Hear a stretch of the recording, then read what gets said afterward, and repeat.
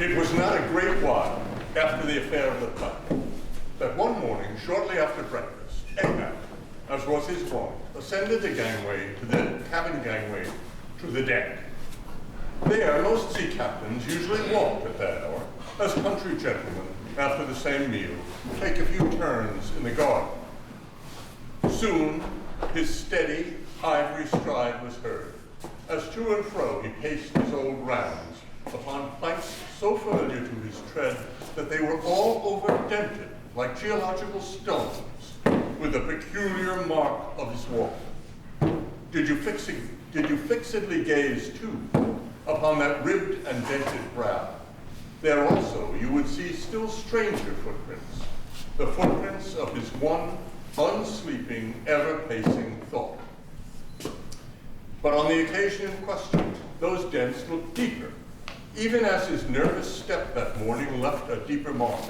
And so full of his thought was Ahab, that at every uniform turn that he made, now at the mainmast and now at the binnacle, you could almost see that thought turn in him as he turned, and pace in him as he paced, so completely possessing him, indeed, that it all but seemed the inward mold of every outer movement.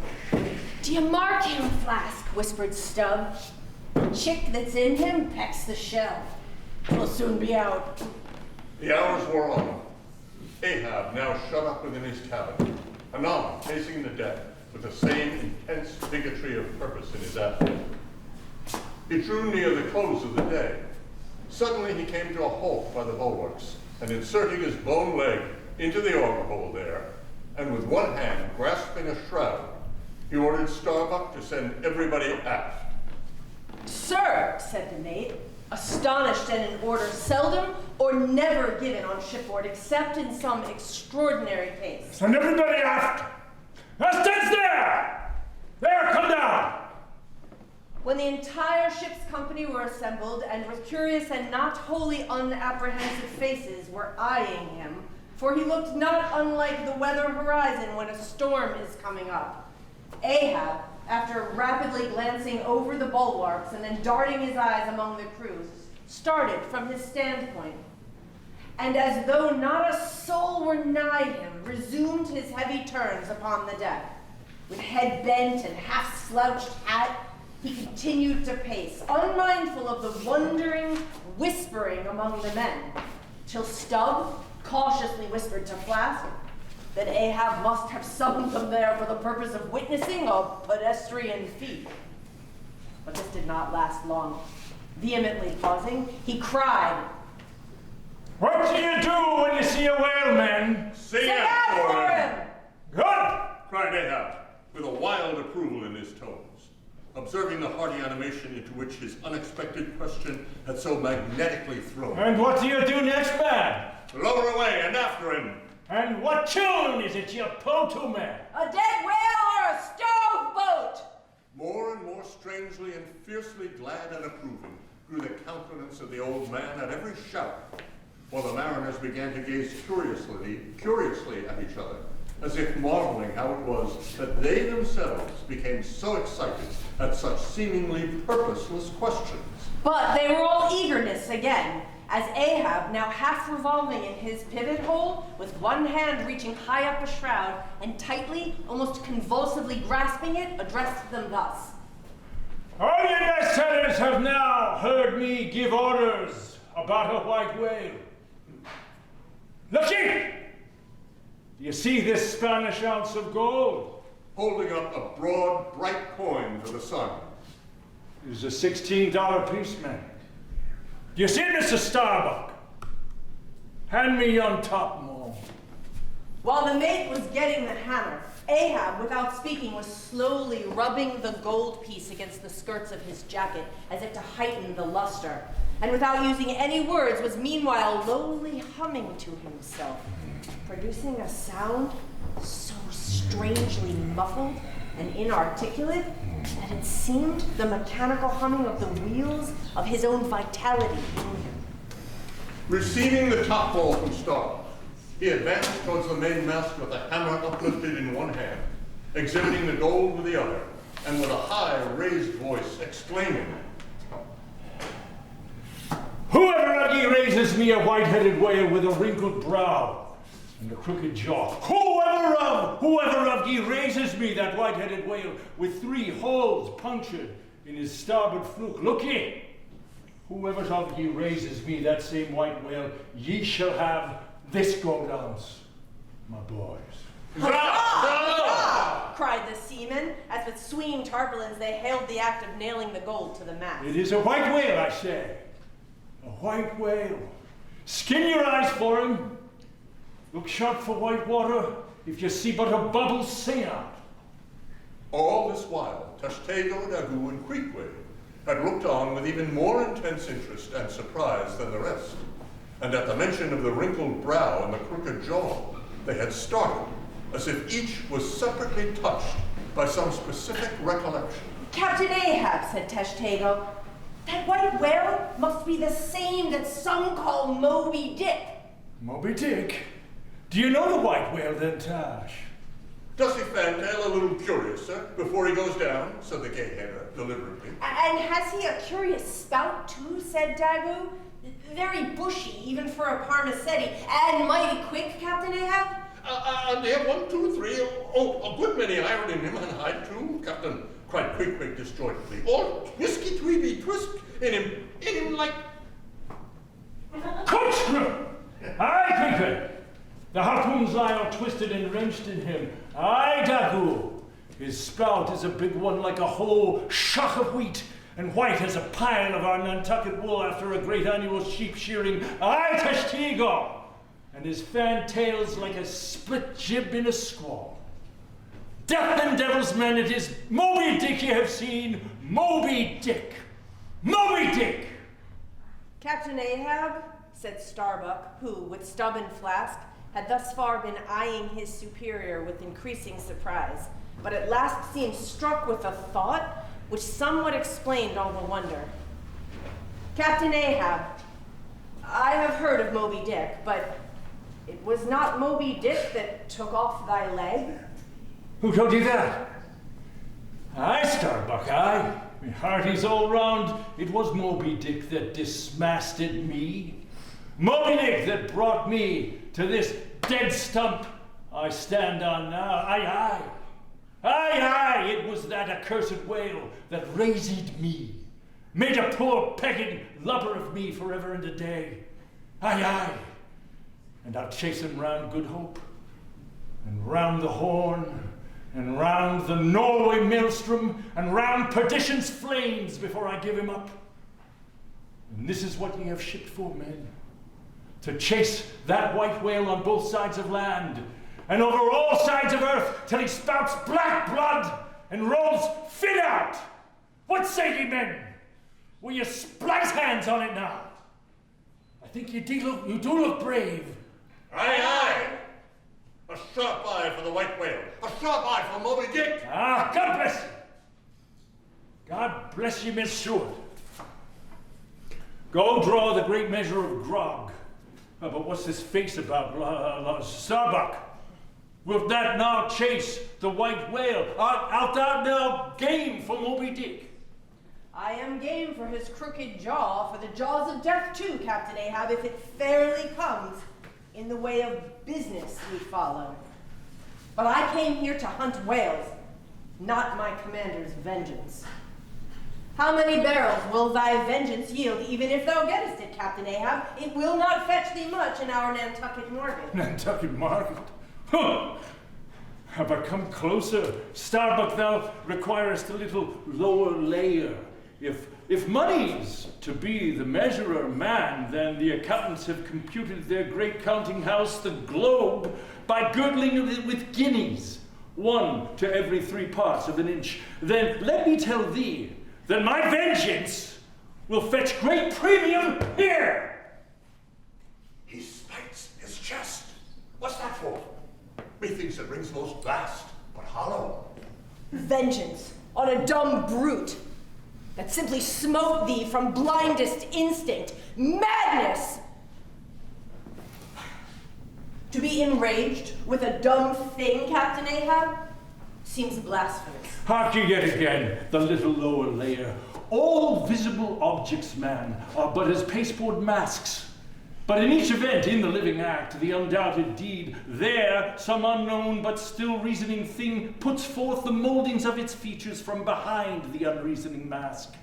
If man will strike through the mask, how can the prisoner reach outside except by thrusting through the wall? To me, the white whale is that wall, shoved near to me. Sometimes I think there's not aught beyond. But 'tis enough. He tasks me, he heats me. I see in him outrageous strength, with an inscrutable malice sinewing it. The inscrutable thing is chiefly what I hate. And be the white whale agent or be the white whale principal, I will wreak that hate upon him. Talk not to me of blasphemy, man. I'd strike the sun if it insulted me, for could the sun do that, then could I do the other. Pshaw, since there is ever sort of fair play herein, jealousy presiding over all creatures. But not my master man is even that fair play. Who's over me? Truth hath no confines. Take off thine eye. More intolerable than fiends' glarings is a doltish stare. So thou reddenest and palest. My heat has melted thee to anger glow. But look ye, Starbuck, what is said in heat, that thing unsays itself. There are men from whom warm words are small indignity. I mean not to incense thee. Let it go. Look, see, yonder Turkish checks of spotted tawn, living, breathing pictures painted by the sun, the pagan leopards, the unrecking and unworshipping things that live and seek and give no reasons to the torrid life they feel. The crow, man, the crow. Are they not all one with Ahab in this matter of the whale? See Stubb, he laughs. See yonder Chilean, he snorts to think of it. Stand up amid the hurricane, thy one-tossed sapling, Starbuck. And what is it? Reckon it. 'Tis but to help strike a fin. No wondrous task for Starbuck. What is it more? From this one poor hunt, then, the best lance in all Nantucket, surely he will not hang back when every foremast hand has clutched a whetstone. Constraining seas the icy, the billow lifts up. Speak, but speak! Thy silence then, that voices thee. Something shot from my dilated nostrils, he has inhaled it in his lungs. Starbuck now is mine. Cannot oppose me now without rebellion. God keep me. Keep us all. But in his joy at the enchanted, tacit acquiescence of the maid, Ahab did not hear his foreboding invocation, nor yet the low laugh from the hold, nor yet the presaging vibrations of the winds in the cordage, nor yet the hollow flap of the sails against the masts, as for a moment their hearts sank in. For again Starbuck's downcast eyes lighted up with the stubbornness of life. The subterranean laugh died away. The winds blew on. The sails filled out. The ship heaved and rolled as before. Ah, ye admonitions and warnings, why stay ye not when ye come? But rather, are ye predictions than warnings, ye shadows? Yet not so much predictions from without, as verifications of the foregoing things within. For with little external to constrain us, the innermost necessities in our being, these still drive us on. The measure, The matter? Receiving the brimming pewter and turning to the harpooneers, he ordered them to produce their weapons. Then, ranging them before him near the capstan with their harpoons in their hands, while his 3 mates stood at his side with their lances and the rest of the ship's company formed a circle round the group, he stood for an instant, searchingly eyeing every man on his crew. But those wild eyes met his, as the bloodshot eyes of the prairie wolves meet the eye of their leader ere he rushes on at their head in the trail of the bison. But alas, only to fall into the hidden snare of the Indian. Drink and pass. The crew alone now drink. Round with it, round. Short draughts, long swallows, men. 'Tis hot as Satan's hoof. So it goes round excellently. It spiralizes in ye. Forks out at the serpent snapping eye. Well done. Almost drained. That way it went, this way it comes. Hand it me. There's a hollow. Men, you've seen the years so brimming, life is gulped and gone. Steward, refill.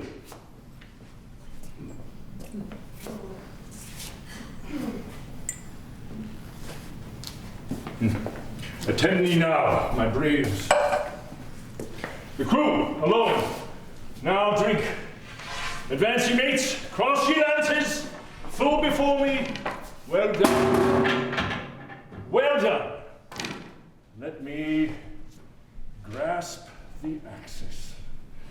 So, say, stand there with ye irons, and ye, stout mariners, ring me in, that I may in some sort revive a noble custom of my fishermen fathers before me. Oh, men, ye will yet see that. Ha, boy, come back. Bad pennies, come not sooner. Hand it me. Why now, this pewter had run brimming again, wert not thou St. Vitus' imp. Away to argue. Advance ye mates. Cross your lances before me. Well done. Time me touch the axis.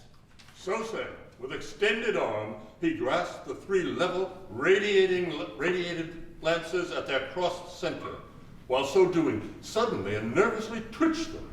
Meanwhile, glancing intently from starbuck to stub, from stub to flask, it seemed as though, by some nameless interior volition, he would fain have shot into them the same fiery emotion accumulated within the Leyden jar of his own magnetic life. Got it.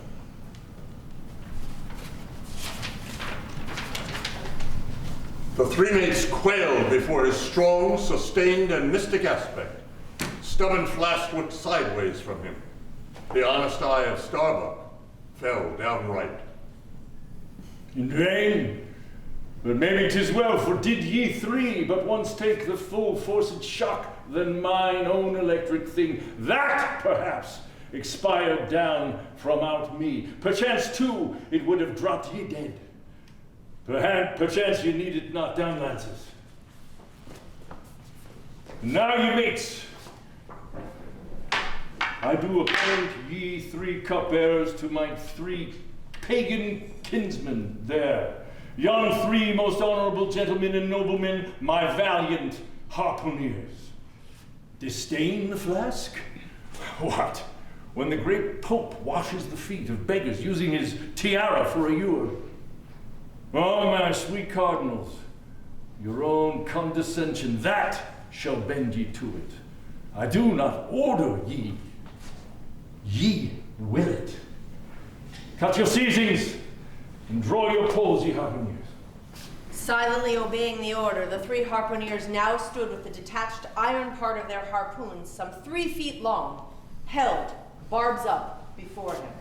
Stab me not with that keen steel. Cant them over.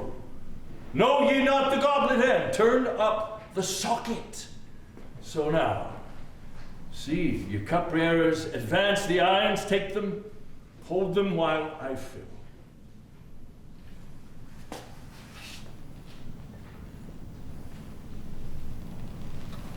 Forthwith, slowly going from one officer to the other, he brimmed the harpoon sockets with the fiery waters from the pewter. Now 3 to 3, you stand. Commend the murderous chalices, bestow them ye who are now made parties to this indissoluble league. Ha! Starbuck! But the deed is done.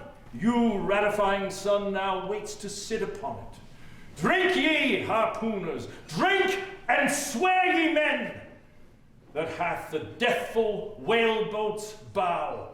Death to Moby-Dick! God hunt us all if we do not hunt Moby-Dick to his death! The long barbed steel goblets were lifted, and to cries and maledictions against the white whale, the spirits were simultaneously quaffed down with a hiss. Starbuck paled and turned and shivered. Once more, and finally, the replenished pewter went the rounds among the frantic crew, when, waving his free hand to them, they all dispersed, and Ahab retired within his cabin.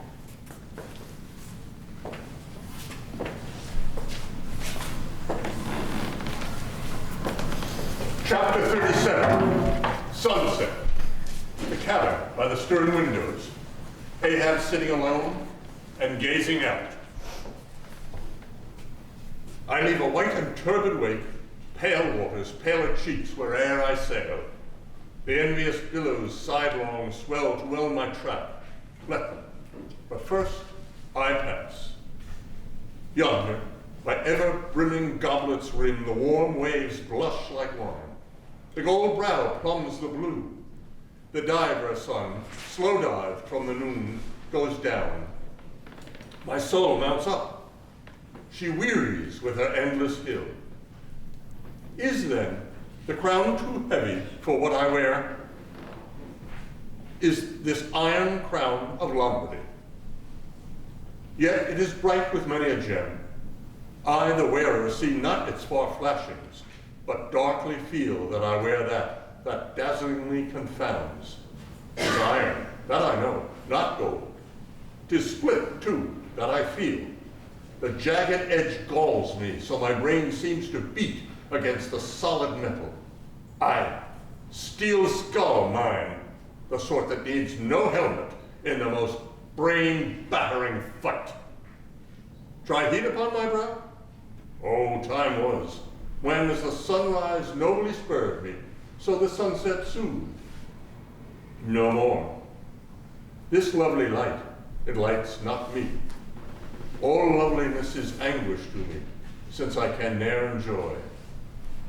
Gifted with the high perception, I lack the low, enjoying power, damned most subtly and most malignantly, damned in the midst of paradise.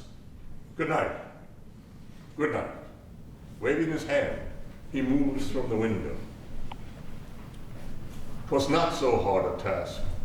I thought to find one stubborn at the least, but my one-cogged circle fits into all their various wheels, and they revolve.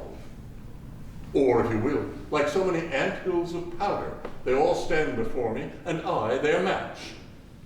Oh, hard, that to fire others, the match itself must needs be wasting. What I've dared, I've willed, and what I've willed, I'll do. They think me mad. Starbuck does. But I am demoniac. I am madness maddened. That wild madness that's only calm to comprehend itself. The prophecy was that I should be dismembered. And I lost this leg. I now prophesy that I will dismember my dismemberer. Now, then be the prophet and the fulfiller one. That's more than ye great gods ever were. I laugh and hoot at ye. Cricket players, ye pugilists, ye deaf Burkes, and blinded Bendigos. I will not say as schoolboys do to bullies, take someone of your own size, don't pommel me. No, ye have knocked me down and I am up again, but ye have run and hidden. Come forth from behind your cotton bags.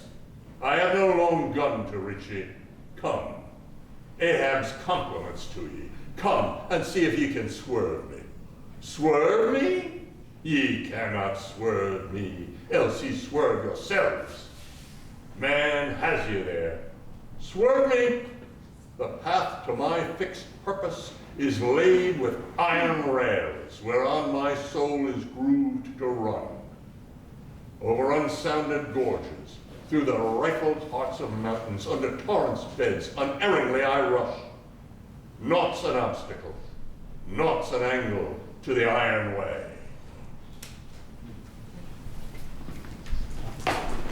Chapter 38, Dusk. By the mainmast, Starbuck leaning against it.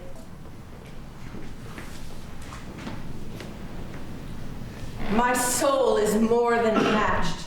She's overmanned, and by a madman. Insufferable sting that sanity should ground arms on such a field. But he drilled deep down and blasted all my reason out of me. I think I see his impious end, but I feel I must help him to it. Will I, nill I, the ineffable thing has tied me to him. He tows me with a cable. I have no knife to cut. Horrible old man! Who's over him, he cries. Aye, he would be a Democrat to all above, but look how he lords it over all below. I plainly see my miserable office. To obey, rebelling, and worse yet, to hate with a touch of pity. For in his eyes I read some lurid woe would shrivel me up had I it. Oh, yet there is hope. Time and tide flow. The hated whale has the round, watery world to swim in as the small goldfish has its glassy globe. His heaven-insulting purpose God may wedge aside. I would up heart were it not like lead. My whole clock's run down. My heart, the all-controlling weight. I have no key to lift it up again. Oh, yeah. Oh, God, to sail with such a heathen crew that have the small touch of human mothers in them, whelped somewhere by the sharkish sea. The white whale is thy demigorgon. Hark the infernal orgies, that revelry is forward. Mark the unfaltering silence aft. Methink it pictures life. Foremost through the sparkling sea shoots on the gay, embattled, battering bow, but only to drag dark Ahab after it, where he broods within his sternward cabin, builded over the dead water of the wake, and further on, hunted by its wolfish gurglings.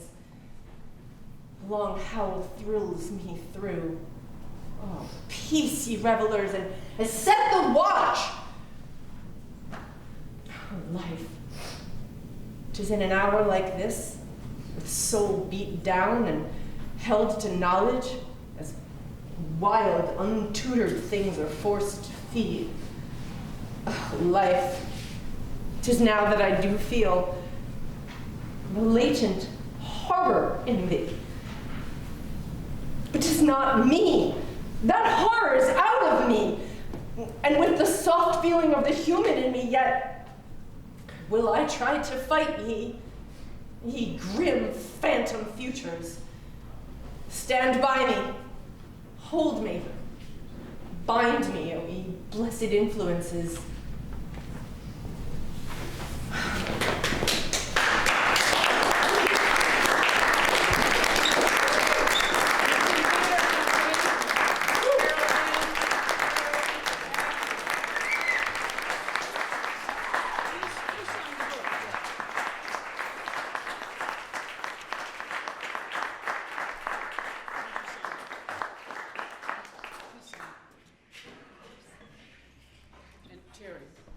Terry, don't go far. Terry.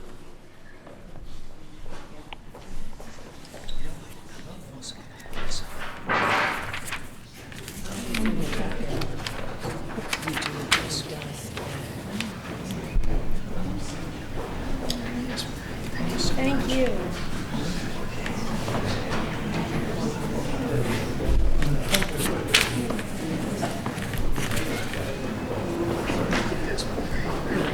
so much.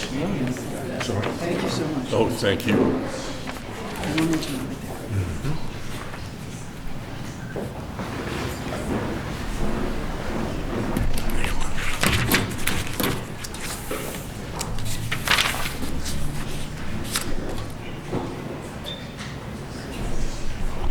Kate? Kate?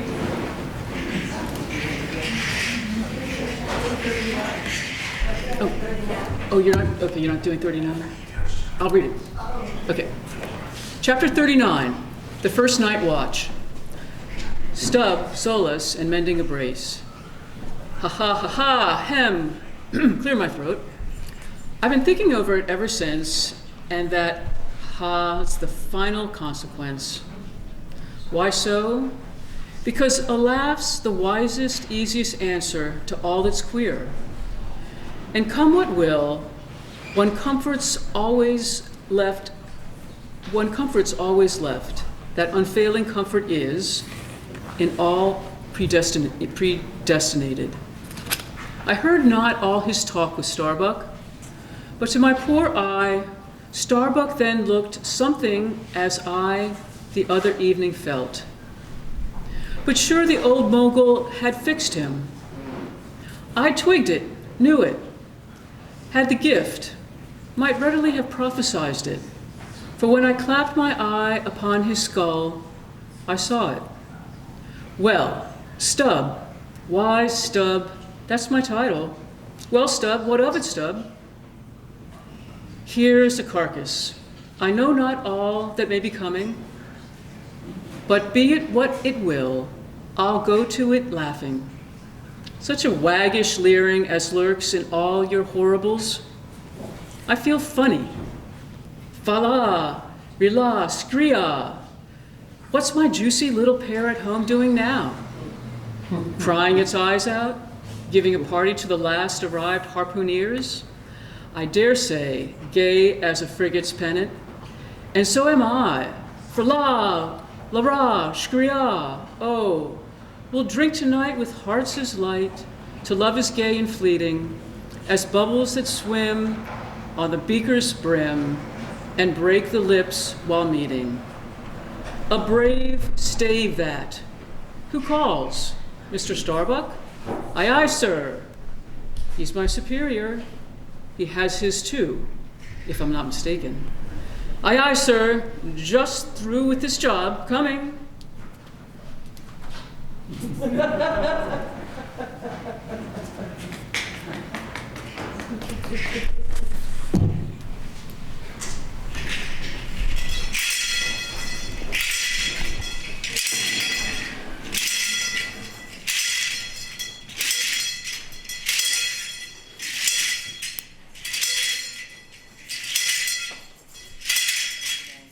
Chapter 40.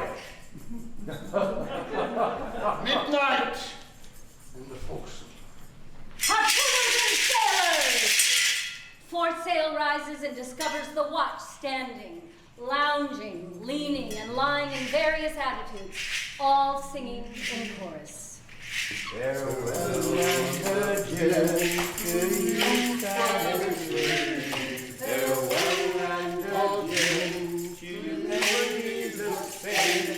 Our captain's commanded for sail to New England, but we're hoping for short time to see you again. First Nantucket sailor! Oh, boys, don't be so sentimental. That's bad for the digestion. Take a tonic. Follow me. Our captain stood upon the deck, a skydraft in his hand, a viewing of those gallant whales that flew at every span. Oh, I'm yet captain of my boys, why your grace stand, and we'll have one of your kind whales, and we'll go here in my life. May your heart never fail, while the boat harpooner is astride. Hey, fellas, there! Forward! Forward! Nantucket sailor! The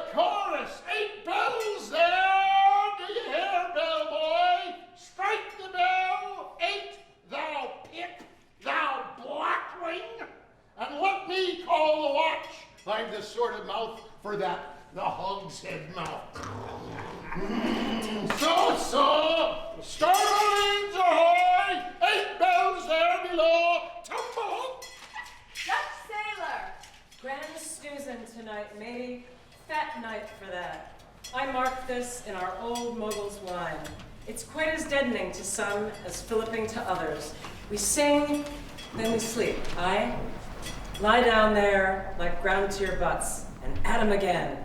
There, take this copper pump, and hail 'em through it. Tell 'em to a vast dream of their lassies. Tell 'em it's the resurrection. They must kiss their last and come to judgment. That's the way, that's it. Throat ain't spoiled with eating Amsterdam butter. French sailor! Boys, let's have a dig or two before we ride to anchor in Blanket Bay. What say ye? There comes the other watch. Stand by all legs. Pip, little Pip. With your tambourine. Pip! I don't know where it is. Beat thy belly then and wag thy ears. Jig it, man. I say merry the word hurrah. Down, won't you down? Won't you down? So now, Indian file and gallop into the double shuffle. Throw yourself. Legs. I say sailor! I don't like your floor, matey. It's too springy for my taste. I'm used to ice floors. I'm sorry to throw cold water on the subject, but excuse me. Maltese sailor! Me too, where's your girls? Who but a fool would take his left hand by his right and say to himself, how do you do? Partners! I must have partners! Sicilian sailor? Aye, girls in a green, then I'll hop with ye, yay! Turn grasshopper! Long Island sailor! Well, you sulkies, there's plenty more of us. Hoe corn when you may, I say. All legs go to harvest soon. Ah, here comes the music. Now, for it! North sailor! Don't do it, Pip. Here you're Pip, and there's the windless bits. Up you mount now, boys.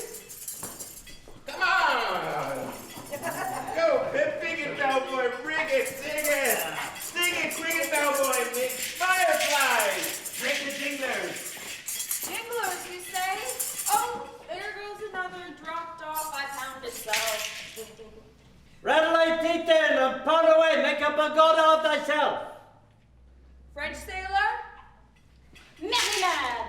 Hold of thy hoop. Pip, till I jump through it. Split jeans. Tear yourself. Tashtego. That's the white man. He calls that fun. I say, save my sweat. Old man sailor. I wonder, whether those jolly lads bethink of them what they're dancing over. I'll dance over your grave. I will. That's the bitter stretch of your night women that beat headwinds round corners. Oh Christ, to think of the green navies and the green-skulled crews. Well, we like the whole world's ball, as your scholars have it. 'Tis right to make one ballroom of it. Dance on, lads, you're young. I was once. Third Nantucket sailor? Spell. Oh, whoa. This is worse than pulling after whales in a calm. Give a whiff, Tash.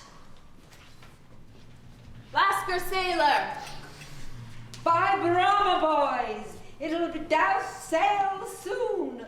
The sky-born high-tide Ganges turn to wind. Thou showest thy black brow, Siva. Maltese sailor. It's the waves, snood soon, the snow's cap turn to jig it now. And shake the tassel soon now. Would all the waves or women? Then I'd go drown and chasse with them evermore. There's not so sweet on earth. Heaven may not match it as those swift glances of warm, mild bosoms in the dancer when the over-abhorring arms hide such ripe, bursting grapes. Sicilian sailor. Tell me not of it, hark ye, lad. Feet interlacing of the limbs, light swaying, coins, flutterings, lift heart, hip all graze, unceasing touch and go, not taste, observe ye else, come satiety, hey, pagan. Tahitian sailor. Hail, holy nakedness of a dancing girl.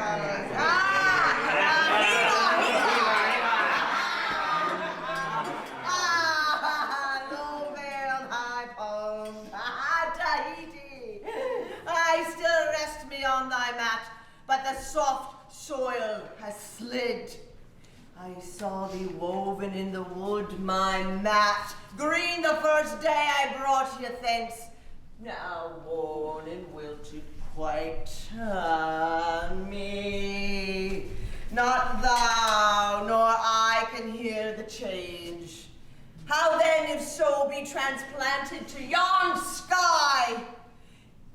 Hear I the roaring streams from Pirochiti's peak of spears when they leap down the crags and drown the villages? The blast up spine and meet it! Portuguese sailor! Oh, the sea rolls swashing against the side. Stand by for reefing, hearties. The winds are just crossing swords pell-mell. They'll go lunging right under me.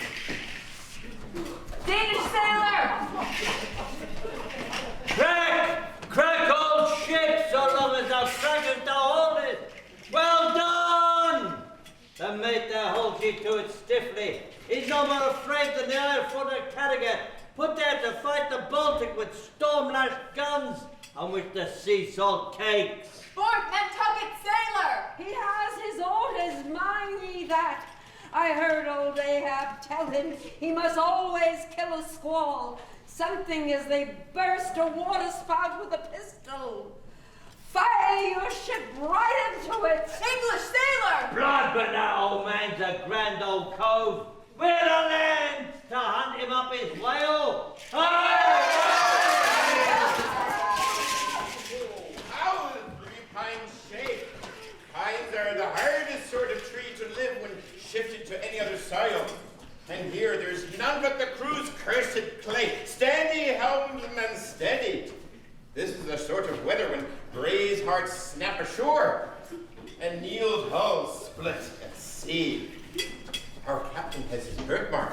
Look yonder, boys. There's another in the sky, lord-like. You see, all else pitch black.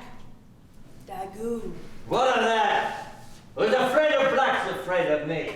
I'm quite out of it. He wants to bully ya. The old grudge makes me touchy. This is Spanish sailor. I don't care, I'll fight anybody. Bonir, thy race is undeniable dark side of mankind. Devilish dark at that. No sense. None. St. Jago sailor! The Spaniard's mad or drunk. But that can't be, or else in his one case our old mogul's fire waters are somewhat long in working. Fifth Nantucket sailor! Wait, is that lightning? Yes. No, Dagu showing his teeth. Out of line, mannequin! White skin, white liver! Spanish sailor! Not the Anthony, big frame, small spirit. Tashtego! Arawalo, arawalo. Gods and men, both brawlers. Humph. Hurrah! Hurrah! Hurrah! Hurrah! The Virgin be blessed, hurrah! Plunge in with ye! Fair play! Fair play! Set the Spaniard knife! Hooray! Hooray! Old Bank sailor! Ready formed. There. The ringed horizon. In that ring came struck Abel. Sweet work, right work. No. Why then, God, madest thou the ring?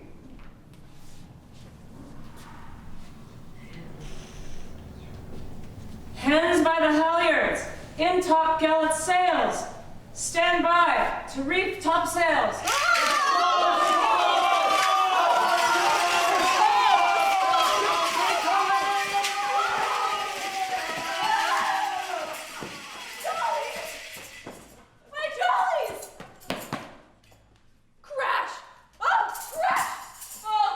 mischief say? Oh, when?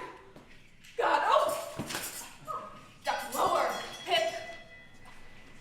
Here comes the royal yard. It's worse than being in the world woods the last day of the year. Who's climbing chestnuts now? But there they all go, all cursing, and here I don't. Fine prospects to them. They're on the road to heaven. Ah, whoa, whoa, whoa, whoa, whoa. Hold them hard. Jiminy, what a squall. But those chaps, there are worse yet. They're your white squalls, they. White squalls. White whales, sure. Oh, sure. Here have I heard all their chat just now, and the white whale, sure. But spoken of once, and only this evening, it makes me ingle all over like my tambourine. That anaconda of an old man swore him in to hunt him. Oh, whoa, oh, oh.